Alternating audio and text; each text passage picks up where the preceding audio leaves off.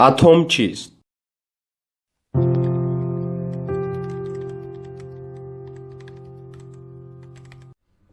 اتم ها عنصری مرکزی یا اینکه ساختار تمام چیزهای زنده و مرده کائنات است.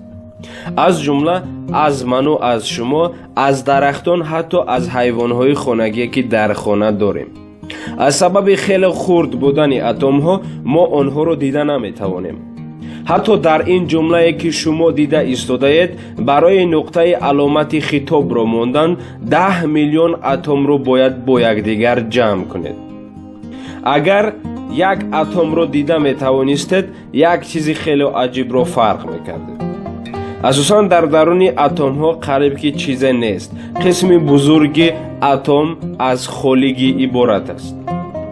در مرکز اتم یک قسم خورده وجود دارد که او را تخمچه می گویند.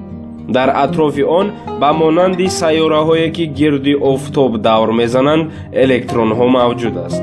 فقط بین الکترون ها و تخمچه خیلی مسافه خالیگی موجود است. یعنی این معنای آن را دارد که ما و شما که ساختارمون از اتم ها می باشد با معیار بزرگ خالی ها تشکیل شده ایم.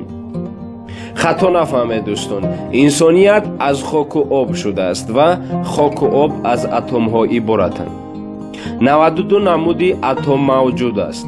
به مانند لگو که شما از آن خانه، حیوان یا اینکه کشتی می سازید، اتم ها با هر خیل شکل یک جای آمده گل، درخت یا اینکه کودک نو تولد شده تشکیل می کنند. همه ما از یک جای شدن اتم ها با وجود آمدیم.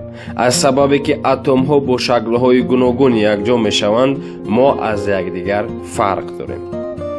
دوستانی عزیز، اینک رسیدیم باز به انجام یک نوار دیگر.